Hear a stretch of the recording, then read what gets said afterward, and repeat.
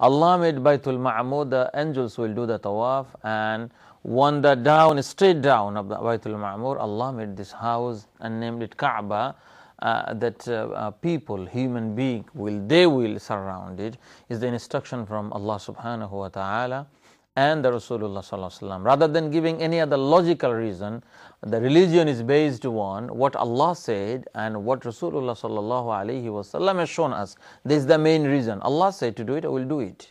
Okay, you could give any other logical reason, it will happen, that will happen. So, is there any scientific reason to walk around the Kaaba? 7 times we walk around the Kaaba, so is there any scientific reason to walk around the Kaaba 7 times? Why not more than 7 times or less than 7 times then? That's the different thing. In many things you will see that Sharia recommended us the number 7. In many things that happen, even when we are doing our sajda, we do our sajda on 7 organs. So if you count it, you will find that will be 7. 7 organs. Okay, yeah. Your the toes, your feet, then your knees, then your 2 hands, and your forehead. So that you will see that there will be seven organs, isn't it? Yeah. And this Allah made like the 7 days in a week, and Allah created everything that is like in 6 days, and Allah has completed that, and Allah kept 1 day as well. You will find the 7 things in many things. In some people say the 27 is the Laylatul Qadr as well. And there's lots of things. And the main reason is here, we are following Rasulullah sallallahu alaihi wasallam. And when you do something 7 times, it will be perfectly, that will be firm in your faith. And that's why Allah subhanahu wa ta'ala has ordered it 7 times. And Rasulullah sallallahu alayhi wa sallam has shown us. That means we have to make sure that we are doing it properly. And then what will happen? That will be a firm influence on our heart and mind for this. That's why Allah subhanahu wa ta'ala has given us 7 times. Even Rasulullah said one of the hadiths, if the dog is, the drinking or eating in the pot of the vessel or anything, then you have to wash it 7 times. Yeah. Then if washing 7 times, there's nothing will remain, no germ will remain. Okay. That means that reconfirming the things. And that will you will see this in scientific things as well as many occasions they are just doing things 7 times. Yeah. And this Allah knows the best. These are you can find out lots of reason for that. The next is about the sister. What was she saying? She has received an email and saying that she has to send it to the 20 people. If she doesn't send it, it will be disaster to her. No, sister, you are not supposed to do that. And nobody has got any right to give you instruction that you must do it. No. If you feel that some good news, and sometimes some silly things comes as well. What happened? One of the khadim of Masjid Nabawi or Masjid Haram, you are sleeping and saw in the dream that 100,000 people died, none of Muslim or the proper mu'min, and the disaster comes. This type of silly things. And if you send La ilaha illallah Muhammad Rasulullah to 9 people, you don't have to do it. You don't have to do it. You do good thing from your own initiative. If you don't send it to the 20 people, nothing will happen to you, sister. Just people are making it up, because any good, any bad happens from Allah. It does not happen from any people or for any message, inshallah. And is any other question? That's the last question, I think. Sister works in the hospital. Yeah. Any problem happen, anybody dies, simply you can say, if you want to say any dua, that's inna lillahi wa inna ilayhi rajiun, regardless of Muslim or non-Muslim. And washing dead body is the part of your job, then you can do it. You have to do it. You don't have any other option. Yes, you can do that if it's a part of your job. Allahu a'lam. Jazakallahu khairan. Thank you very much for your questions, brothers and sisters. Those who asked your questions through email, through Facebook.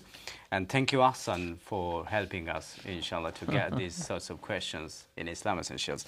There is another email from our respected viewer, Dr. Muhammad Abu Lays. And very important questions he raised through his email. He said, Assalamu alaikum wa rahmatullahi wa barakatuh. Wa alaikum assalam wa rahmatullahi wa barakatuh. Hope Allah has bestowed His blessings on both of you and your families, and your families as well, inshallah. By the grace of Almighty Allah, the medical science has developed significantly in helping Allah's creatures.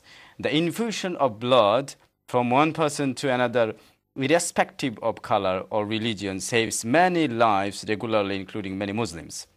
Similarly, by the blessing of Allah, the transplant donations of organs also help save many Muslim lives. However, worldwide research reveals that the Muslims are reluctant to donate organs. Is it due to an Islamic reason? Given that the donation of blood, even by a non-believer, can save many Muslims' lives, then what is the Islamic ruling concerning organ donation? Please discuss in detail. Shaykh Madani is going to discuss in detail. Jazakallah. Bismillahir Rahmanir Rahim. Our respected brother Dr. Abu Lays, about the blood donation, all scholars agreed that blood donation is allowed and even is something encouraging. Yes, we should do it. That means if somebody is donating any blood, then it will be fulfilled after a couple of hours or a couple of days. That means something is reproducible, is coming and going. It's this way. If you don't donate it, then anyway your old blood will go, new blood will come up. So all the scholars, they agreed that yes, donating blood is allowed. We can do that regardless of religion, war race, war color, or anything. Second thing is organ. Organs are two types. One type of organ is, then you need that organ for your own body. If you give it to somebody else, then you will be in trouble. But there are some of the things you could be, you need maybe one, Allah has given you two. As like say kidney. If people are having one kidney, they can survive as well. And but Allah has given two, but in case the one is a spare thing, then it will work better. That's why double engine Allah has given us. Some of the car has a double engine as well too. Even a four-wheel drive, and most of the cars two-wheel drive, and some of the car four-wheel drive as well. In this way, and about this type of things, the ulama's point of view is if any necessity for that, serious necessity, and it will not harm the person donating his body, that will be allowed. Okay, then another things comes up. What about the donating other things, or donating your any organ after you die?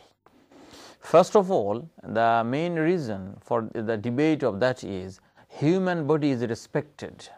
And we do not own the human, like my body. I am not the owner of this body because I did not create it. It's something respected to in Allah and something respected to in Islam as well. That's why initially I don't have any ability or any power or any authority to give something what I don't own. I am not the owner of it. Okay, this was the the ijtihad, or the analogy, or you can say the research of the ulamas in the past, and they said that that's why this type of thing we should avoid it. Now new research coming up. What's happening now? Maybe after you die, by your own eye, maybe one of the blind men can see things and he can contribute, and he can be a good Muslim as well, or she can be a good Muslim, seeing things and worshipping Allah. And that's why a group of scholars, especially from Al-Azhar University, they are saying that if any good reason of doing that, and these things happen respectfully, and there is no disrespect happening to the dead body, then it could be allowed. But still, about this thing, as a debate remaining. Some people are saying this, we can do it, some people are saying no. But the main thing, we need to see the goal, we need to target why you are doing it. And when the people are saying don't do it, the reason is we do not own, not the owner of our body. It's Allah is the owner, Allah is the creator, and Allah takes it away. Then how shall we give something what is owned by Allah? That's the main reason. But research going on, and some of the scholars saying that it will be allowed if then in good purpose we are doing it. Allahu A'lam. I think the doctor, he said to explain the answer in Bengali. So if you say few words in Bengali, that would be very helpful. Subhanallah. Bangla holo je blood donation, রক্ত দান করার ব্যাপারে ওলামা একরাম ফতোয়া দিয়েছেন। রক্ত দান করা যায়, এতে কোনো অসুবিধা নাই।